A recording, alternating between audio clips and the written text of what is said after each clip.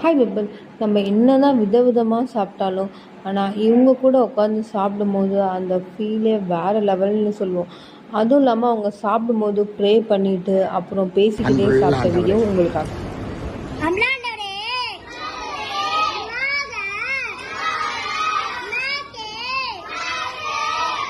நன்றி